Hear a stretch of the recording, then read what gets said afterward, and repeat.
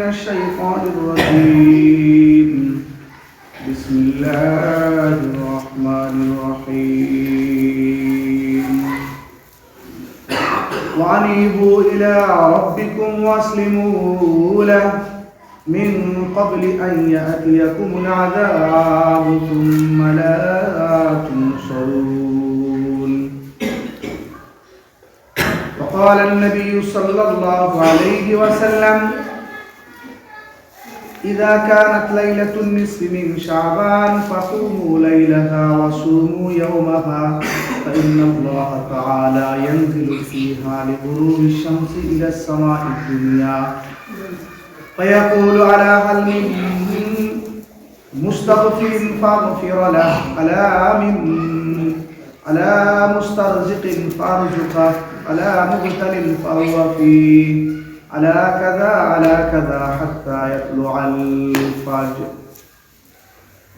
আলহামদুলিল্লাহ আল্লাহ পাক রব্বুল আমিনের লাখ কোটি শুকরিয়া যে আল্লাহ তাআলা আমাদেরকে আল্লাহ তাআলা মহান জুমা নামাজ পড়ার জন্য মসজিদের মধ্যে আসার বসার সেই সঙ্গে কোরআন ও হাদিসের আলোকে কিছু কথাবার্তা বলা এবং শোনা উভয়কে তৌফিক দান করলেন এজন্য শুকরিয়া তান পাঠ করে বলে আলহামদুলিল্লাহ লক্ষ কোটি দরুদ ও সালাম বর্ষিত হোক আকায়ে নামদার তাজেদারে মদিনা নবী মুহাম্মদুর রাসূলুল্লাহর উপর সকলে সাল্লাল্লাহু আলাইহি ওয়াসাল্লাম।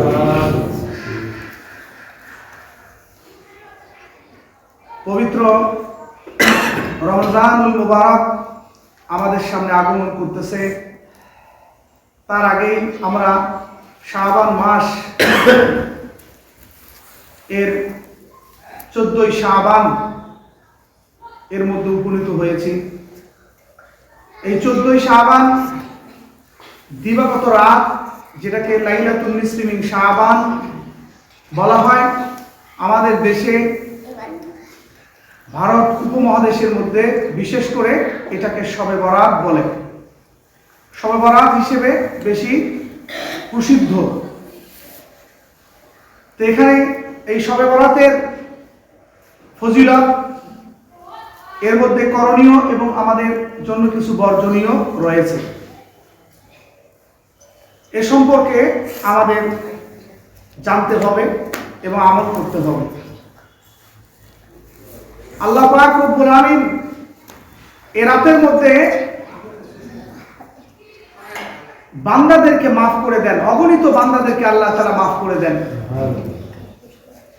এ রাতের ফজিলত সম্পর্কে রাসূল আকরাম সাল্লাল্লাহু আলাইহি সাল্লাম হাদিস শরীফের ভিতর আমাদেরকে জানিয়েছেন। এ রাতের ফজিলত যাতে আমরা অর্জন করতে পারি, যার কারণে একটু আলোচনা করা দরকার, একটু মুযাকারা করা দরকার। আমরা যেন শবে বরাতের ফজিলত থেকে বঞ্চিত না হই। শবে বরাতের মধ্যে আল্লাহ পাক রব্বুল আমিন তার বান্দাদেরকে যে মাফ করে দেন, এই মাফি গ্রহণ করার ক্ষেত্রে আমরা যেন বঞ্চিত না হই।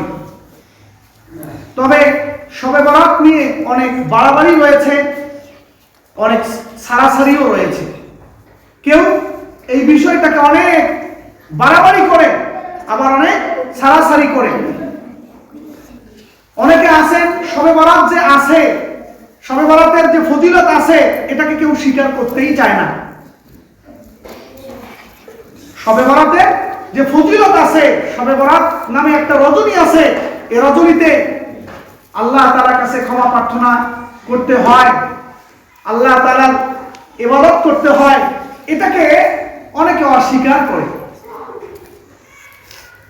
এই বলে তারা অস্বীকার করে যে শবে বরাত সম্পর্কে যতগুলো হাদিস আছে সবগুলো হাদিস মওযু, ভিত্তিহীন, এর কোনো ভিত্তি নাই। আসলে যারা এভাবে বলে তাদের কথা ঠিক নয়। শবে বরাত সম্পর্কে অনেকগুলো এরকম ভাবে বর্ণনা রয়েছে যেগুলো বিশুদ্ধ।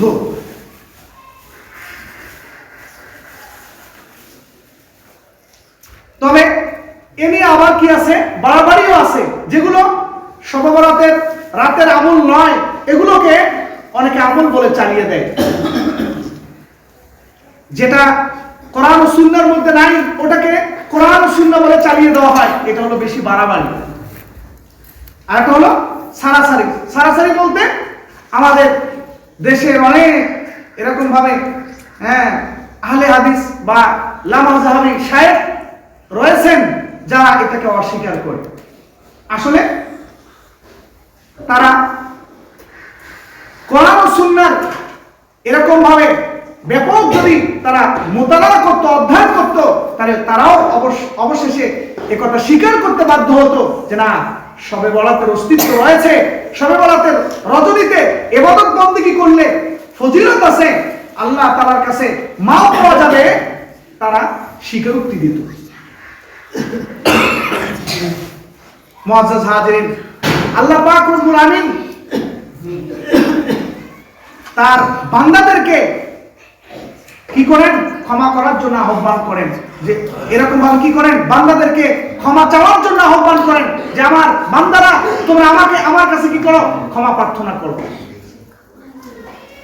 হাদিস শরীফের ভিতরে আসছে, নবী করিম সাল্লাল্লাহু আলাইহি সাল্লাম বলেছেন, ইরশাদ করেছেন, ইযা কানাত লাইলাতুল নিসফি মিন শাবান, যখন শাবান মাসের 14 তারিখ দিবাগত রাত আসে, তার মানে আজকে হচ্ছে 14 তারিখ দিবাগত রাত, যেটা আসতেছে সামনে 14 তারিখ দিন চলছে শাবান মাসের, আজকে 14 তারিখ। এই দিনটা পার হওয়ার পর যখন রাত আসবে, রাসূল আকরাম সাল্লাল্লাহু আলাইহি সাল্লাম বলছেন যে তোমরা কি করো? কুমু লাইলাহা, সে রাত্রিটা জাগরণ করো। রাত্রি জাগরণ করার অর্থ কি? রাত জাগার অর্থ হচ্ছে যে রাতের মধ্যে জেগে নফল ইবাদত করা, বন্দেগী করা, আল্লাহ তাআলার কাছে ক্ষমা প্রার্থনা করা, জিকির করা, তেলাওয়াত করা। কারণ হাদিস শরীফের ভিতরে আছে, রাসূল আকরাম সাল্লাল্লাহু আলাইহি সাল্লাম বলেন, আফজালুজ যিকরি তিলাওয়াতুল কুরআন, সর্বোত্তম জিকির হচ্ছে কোরআন কারীমের তেলাওয়াত করা। অপর এক হাদিসের ভিতরে আছে, আফজালুজ যিকরি লা ইলাহা ইল্লাল্লাহ, সর্বোত্তম জিকির হচ্ছে লা ইলাহা ইল্লাল্লাহ পাঠ করা। যে রাতটা আসতেছে, জিকিরের মাধ্যমে আমরা এই রাতটাকে কাটাবো। এই রাতের মধ্যে ইবাদত করব, নফল ইবাদত করব। যারা কোরআন কারীমের তেলাওয়াত জানি, কোরআন কারীমের তেলাওয়াত এর মাধ্যমে আমরা রাতকে অতিবাহিত করব। রাত্রে কি করব? জাগরণ করব। এরপর এই রাতের মধ্যে বিশেষ পদ্ধতিতে কোনো নামাজ নাই। বিশেষ পদ্ধতিতে নামাজের কথা যেটা রয়েছে এগুলো ভিত্তিহীন।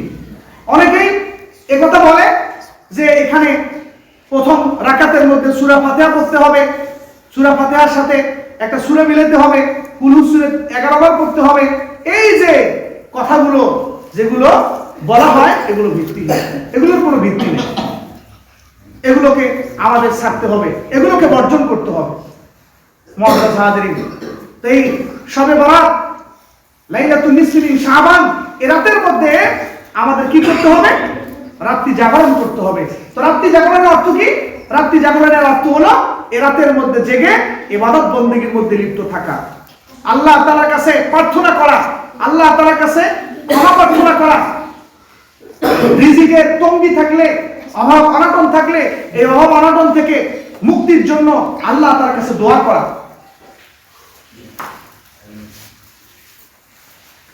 কেন?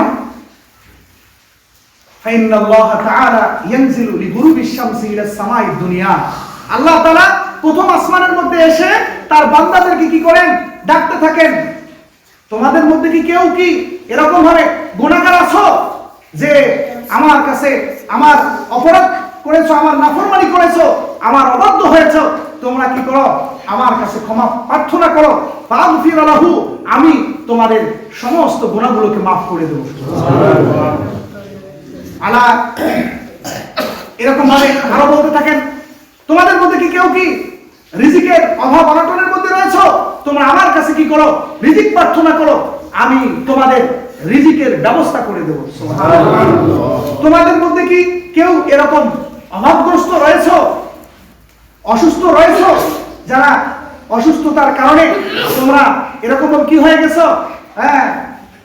অসহ্যকর অবস্থায় তোমরা তোমাদের জীবনকে পার করতেছো, এরকম যদি হয়ে থাকো, তোমরা অসুস্থতা থেকে আমার কাছে ক্ষমা প্রার্থনা করো, আমি তোমাদের সমস্ত অসুস্থতাগুলো দূর করে দেবো। আল্লাহ তাআলা এভাবে বান্দাদেরকে ডেকে ডেকে বলতে থাকেন, আসো না আমার কাছে ক্ষমা প্রার্থনা করো। জীবনে যা নাফরমানি করেছো, জীবনে যা অপরাধ করেছো, আমার অবাধ্য হয়েছো, ওই অবাধ্যতা থেকে তুমি ফিরে আসো, নাফরমানি থেকে ফিরে এসে আমার কাছে তওবা করো, ইস্তিগফার করো, ক্ষমা প্রার্থনা করো, তোমার জীবনের সমস্ত গুনাহগুলোকে আমি মাফ করে দেব।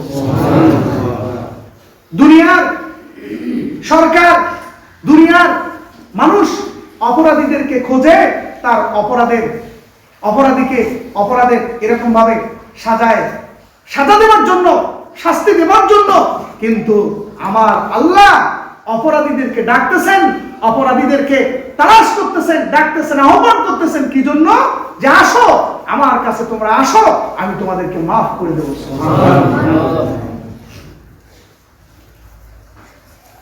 আলা কাজা হাত্তা ইয়াতলু আল ফজর। এভাবে বলতে বলতে ফজর পর্যন্ত, তুলে ফজর পর্যন্ত আল্লাহ পাক রব্বুল আমিন তার বান্দার দিকে এভাবে কি করেন? এরকম বান্দাদেরকে ডাকতে থাকেন। সুবহানাল্লাহ। ফজর পর্যন্ত, লাইলাতুল নিসফি শাবান, এই শবে বরাতের রাত। সুতরাং এই শবে বরাতের রাত যেটা এরকম ভাবে শুরু হবে, সূর্য অস্ত যাওয়ার সঙ্গে সঙ্গে রাত শুরু হয়ে যাবে। শুরু হওয়ার সাথে সাথেই আমরা আমলের দিকে মনোনিবেশ করব, আল্লাহ তাআলার কাছে ক্ষমা প্রার্থনা করব। আমার যা ত্রুটি রয়েছে, এই ত্রুটি থেকে আল্লাহ তাআলার কাছে ক্ষমা প্রার্থনা করব। আমার যা প্রয়োজন রয়েছে, সমস্ত প্রয়োজনগুলো তার কাছ থেকে আমরা চেয়ে নেব। আমরা যারা অসুস্থ আছি, এই অসুস্থতা থেকে মুক্তি লাভের জন্য আল্লাহ তাআলার কাছে আমরা দোয়া করে, আল্লাহ তাআলার কাছে আমরা শেফা, রোগ থেকে মুক্তির জন্য আল্লাহ তাআলার কাছে আমরা আবেদন করব, দোয়া করব এবং আল্লাহ তাআলার কাছে ক্ষমা চেয়ে নেব। দুনিয়ার মানুষ কি করে? অপরাধীদেরকে তালাশ করে, তার অপরাধের তাকে সাজায় কি করার জন্য? শাস্তি দেওয়ার জন্য। যেমন বর্তমান কি করতেছে? অপারেশন ডেভিল হান্ট নামে কি চলতেছে? অপারেশন চলতেছে, অপরাধীদেরকে তালাশ করতেছে, অপরাধীদেরকে গ্রেফতার করতেছে। কিসের জন্য? শাস্তি দেওয়ার জন্য। আল্লাহ পাক রব্বুল আমিন তার বান্দাদেরকে, যারা অপরাধ করছে, যারা গুনাহের মধ্যে লিপ্ত ছিল, যারা নাফরমানি করছে, আল্লাহর কথা মোতাবেক নিজের জীবনকে পরিচালনা করেন, সারা জীবন গুনাহের মধ্যে ছিল, আল্লাহ তাদেরকে লক্ষ্য করে বলতেছেন, আরে বান্দা আমার কাছে আসো, আমার কাছে ক্ষমা প্রার্থনা করো, তোমার জিন্দেগীর সমস্ত গুনাহগুলোকে আমি মাফ করে দেব। আল্লাহ তাআলা ক্ষমা প্রার্থনা করার জন্য প্রস্তুত হয়ে আছেন, আহ্বান করতেছেন যে আমার কাছে ক্ষমা চাও না। কোরআন কারীমের মধ্যেও আল্লাহ পাক রব্বুল আমিন কি বলছেন? ওয়ানিবু ইলা রাব্বিকুম, ওয়ানিবু ইলা রাব্বিকুম, তোমরা সকলে কি হও? তোমরা তোমাদের রব মুখী হও। ওয়ানিবু ইলা রাব্বিকুম, তোমরা তোমাদের রবের কি হও? অভিমুখী হও। রবের কাছে চলে আসো, রবের কাছে ফিরে আসো। জীবনে যত গুনাহ করছো, ওই গুনাহ থেকে ফিরে তোমরা রবের দিকে ফিরে আসো। মিন ক্বাবলি আন ইয়াতিয়াকুমুল আযাব, আযাব আসার আগে, তোমাদের কাছে আযাব প্রেরণ করার আগে তোমরা তোমাদের রবের দিকে ফিরে আসো। সুম্মা লা তুনসুরুন, যখন আযাব এসে পড়বে তখন আর তোমাদের কোনো সাহায্য করা হবে না, তোমাদেরকে সহযোগিতা করা হবে না। সুতরাং আযাব আসার আগেই নাফরমানিকে ছেড়ে দাও। আযাব আসার আগেই আল্লাহ তাআলার হুকুমের মধ্যে ফিরে আসো। আযাব আসার আগেই তোমরা আল্লাহ তাআলার দিকে রুজু হও, আল্লাহর হুকুমের মধ্যে নিজের জীবনকে পরিচালনা করার চেষ্টা করো। আল্লাহর হুকুমের দিকে এরকম ভাবে ফিরে আসো, আল্লাহর হুকুম অনুযায়ী তুমি তোমার জীবনকে পরিচালনা করো। তোমরা তোমাদের জীবনকে আল্লাহর হুকুম অনুযায়ী পরিচালনা করো। আল্লাহর মর্জি মোতাবেক, আল্লাহর আদেশ মোতাবেক জীবনকে পরিচালনা করো। ইতিপূর্বে যা হবার হয়ে গেছে, যত গুনাহ করছো বান্দা, সমস্ত গুনাহ থেকে তওবা করে, ইস্তিগফার করে তুমি আমার দিকে ফিরে আসো। ওয়ানিবু ইলা রাব্বিকুম ওয়াসলিমু লাহ, ফিরে এসে ওয়াসলিমু লাহ, তোমরা তার কাছে আত্মসমর্পণ করো। তার কাছে আত্মসমর্পণ করো। আমাদের জন্য এই যে শবে বরাত আসছে, এই রাতটা আমাদের জন্য সুবর্ণ সুযোগ, আল্লাহ তার কাছে আত্মসমর্পণ করার সুবর্ণ সুযোগ।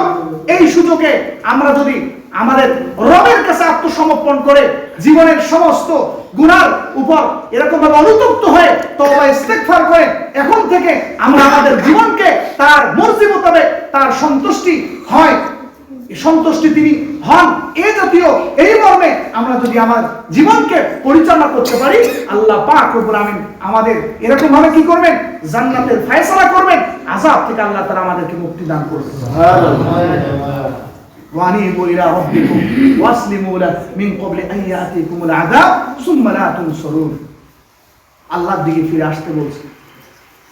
তাফসীরে মাআলিমুত তানজিলের ভিতর আল্লামা বগবী রাহিমাহুল্লাহ কি বলছেন, ওয়ানিবু ইলা রাব্বিকুম, এই আয়াতে কারিমার এই শব্দের ব্যাখ্যায় তাফসীর উল্লেখ করছেন ওয়ারজিউ, তোমরা ফিরে আসো। তার মানে বান্দা এতদিন তুমি তোমার জীবনকে যেই পথে যেই রাস্তায় তুমি তোমার যেই তরিকায় তুমি তোমার জীবনকে পরিচালনা করেছিলা ওই রাস্তা থেকে তুমি ফিরে আসো। ওয়ারজিউ ইলাইহি আই ইলাল্লাহি তাআলা, আল্লাহ তাআলার দিকে তুমি কি হও, ফিরে আসো। তুমি তোমার নফসের ধোঁকায় পড়ে নফসের চাহিদাকে পূরণ করতে গিয়ে আল্লাহ তাআলার যেই নাফরমানির মধ্যে তুমি ডুবেছিলে, যেই নাফরমানির রাস্তায় তুমি তোমার জীবনকে পরিচালনা করেছিলে, সেই রাস্তা থেকে ফিরে আসো।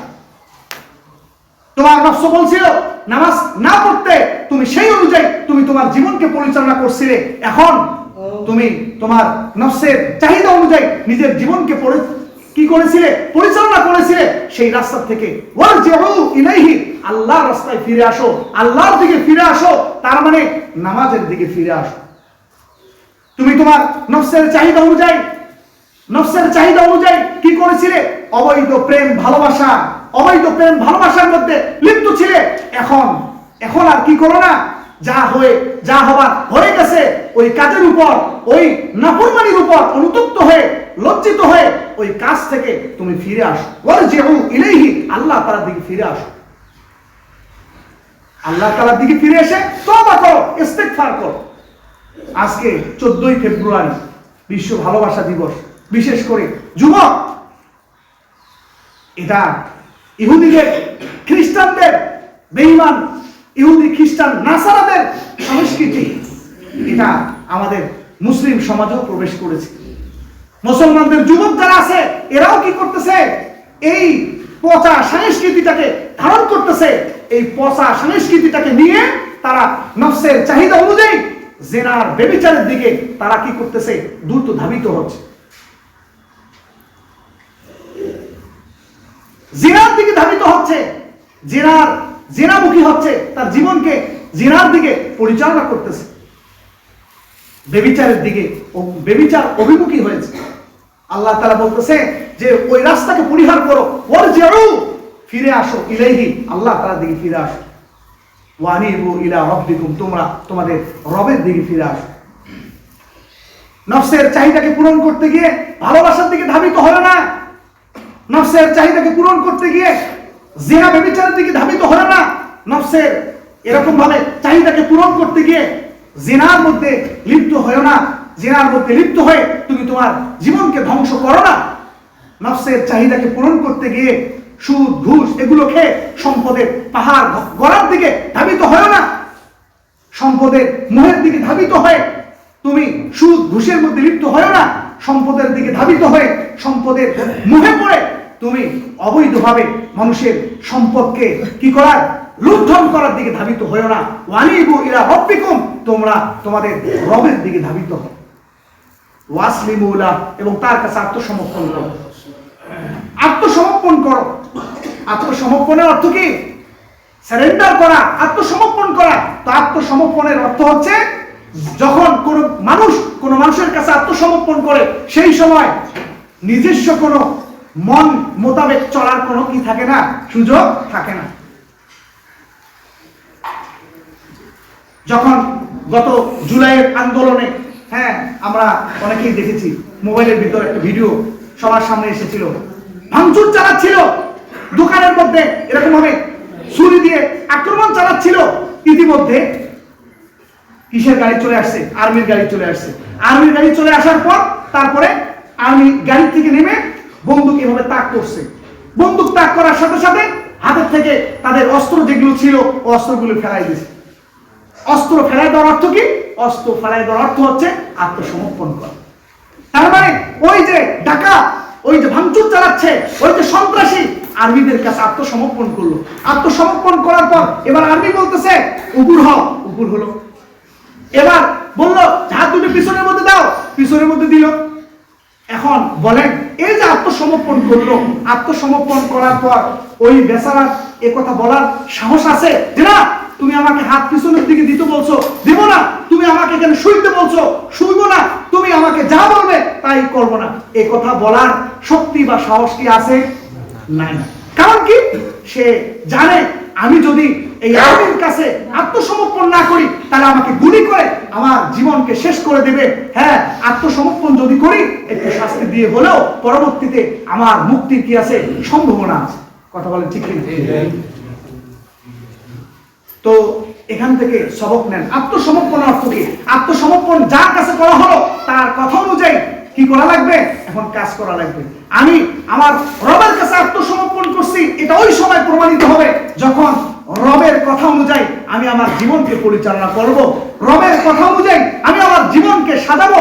রবের বিধান অনুযায়ী যখন আমি আমার জীবনকে রাঙাবো, সেই সময় একথা প্রমাণিত হবে যে আমি আমার রবের কাছে আত্মসমর্পণ করেছি। আর যদি রব বলছে যে 5 ওয়াক্ত নামাজ পড়ো, এখন আমি নামাজের সময় ঘাটতারামি করে হ্যাঁ অন্যদিকে চলে গেলাম, নামাজ পড়ার দিকে কোনো খেয়াল করলাম না, এ কথাই প্রমাণ করে যে আপনি রবের কাছে আত্মসমর্পণ করেন নাই। রব বলছে জিনা ব্যভিচারের কাছে যেও না, অবৈধ সম্পর্কের মধ্যে লিপ্ত হয়ো না, পরকীয়ার মধ্যে লিপ্ত হয়ো না। এখন রবের কথাকে ওভারটেক করে রবের কথাকে বাদ দিয়ে আমি যখন জিনার মধ্যে লিপ্ত হলাম, অবৈধ প্রেম ভালোবাসার মধ্যে লিপ্ত হলাম, ভ্যালেন্টাইন্স ডে এগুলো পালন করলাম অবৈধভাবে, একটা মেয়ের সাথে দিনের পর দিন মোবাইলের ভেতর কথা বলেই চলছি, সম্পর্ক করেই চলছি, এটা দ্বারা এই কথাই প্রমাণিত হয় যে আমি আমার রবের কাছে আত্মসমর্পণ করি নাই। আত্মসমর্পণ করলে এগুলো আমার দ্বারাই পাওয়া সম্ভব নয়। মুআজ্জাজ হাজিরিন, আল্লাহ পাক রব্বুল আমিন এই আয়াতে কারিমার মধ্যে আমাদেরকে কি বলছেন? ওয়ানিবু ইলা রাব্বিকুম ওয়াসলিমু লাহু। তোমরা কি করো? রব অভিমুখী হও, রবের দিকে ফিরে যাও, রবের দিকে ফিরে আসো, রবের দিকে ফিরে আসো। এতদিন যাবত যা হওয়ার হয়ে গেছে, তোমরা কি করো? রবের দিকে ফিরে আসো। ওয়াসলিমু লাহু, তার কাছে তোমরা আত্মসমর্পণ করো। আত্মসমর্পণ করার একটা সুবর্ণ সুযোগ আসছে।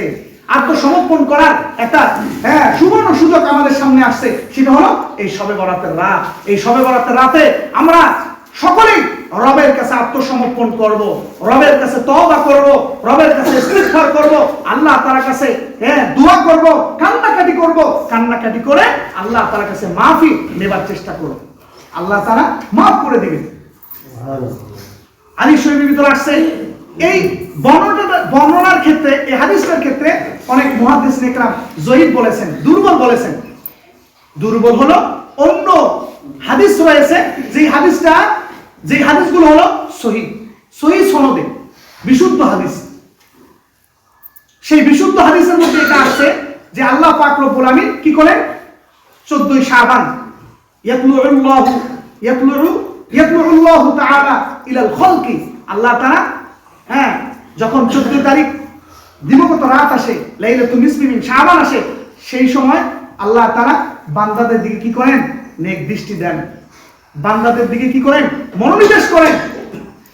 মনোনিবেশ করার পর ফায়াগফিরু লিজামি খালকিহি, আল্লাহ তাআলা সমস্ত মাখলুককে কি করে দেন? মাফ করে দেন। সুবহানাল্লাহ। তবে দুই শ্রেণীর মানুষকে কি করেন না? মাফ করেন না। ইল্লা তাসনিয়া ইস্তিসনা করে দুই শ্রেণীর মানুষকে বাদ দিয়েছেন। একটা হলো মুশরিক আর অপরটা হলো মুশাহিন, তার মানে বিদ্বেষ লালনকারী। দিলের মধ্যে যদি বিদ্বেষ থাকে তাহলে আল্লাহ পাক রব্বুল আমিন সকলকে মাফ করবেন। এই হাদিসের ভেতরে রাসূল আকরাম সাল্লাল্লাহু আলাইহি ওয়াসাল্লাম বলেন সকলকেই মাফ করবেন, তবে মুশরিকদেরকে এবং দিলের মধ্যে যারা বিদ্বেষ রাখে, দিলের মধ্যে যারা হিংসা রাখে, অপরের প্রতি যারা বিদ্বেষ ছড়ায়, বিদ্বেষ এরকম ভাবে লালন করে, আল্লাহ তাআলা সকলকে মাফ করলেও এই সমস্ত ব্যক্তিদেরকে মাফ করবে না যাদের ভিতর শিরক থাকবে, যাদের ভিতর বিদ্বেষ থাকবে। হিংসা বিদ্বেষ নিয়ে না। আপনি যতই এই রাতের মধ্যে দোয়া করেন না কেন, আল্লাহ তাআলা মাফ করবে না, আল্লাহ তাআলা ক্ষমা করবেন না।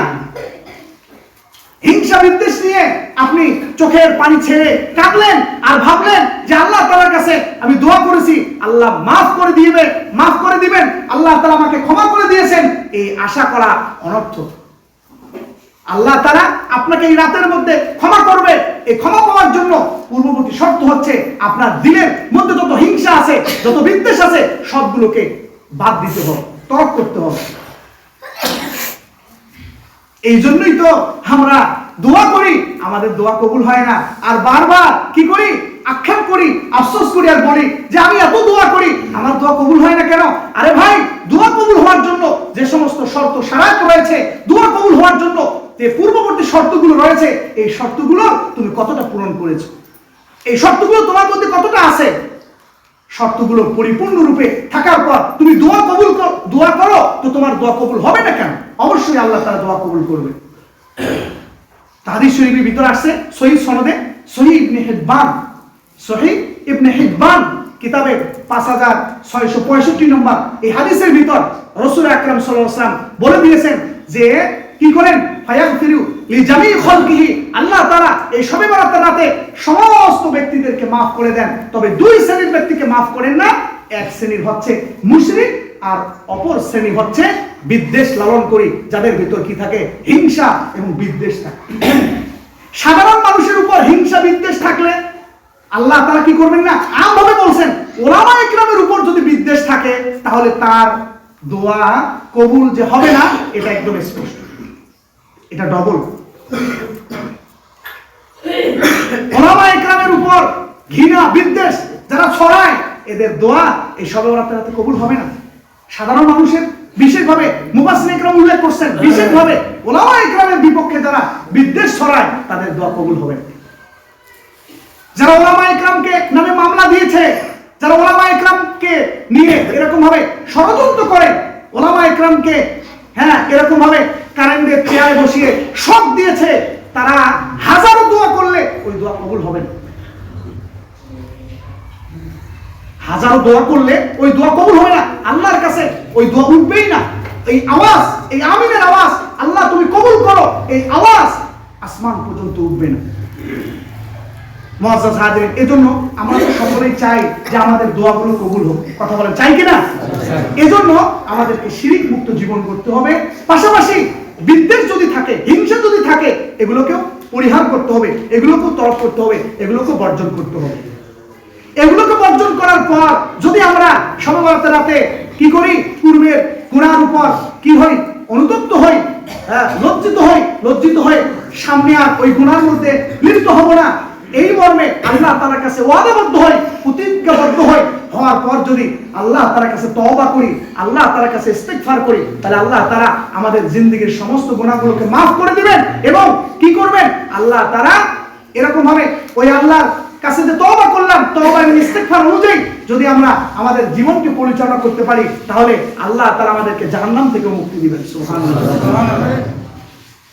আল্লাহ পাক রব্বুল আমিন আমাদের সকলকে এই শবে বরাতের রাত যেটা আসতেছে, এই যে সূর্য অস্ত যাওয়ার সাথে সাথে শুরু হবে, তো এই সূর্য অস্ত যাওয়ার সাথে সাথে যে শবে বরাত আসছে, লাইলাতুন নিসফি মিন শাবান আসতেছে, ওই লাইলাতুন নিসফি মিন শাবানের মধ্যে ইবাদত বندگی করে আল্লাহ তাআলার এরকম ভাবে মকবুল বান্দা হিসেবে আমাদের সকলকে কবুল করে নিক। সকল বলে আমিন।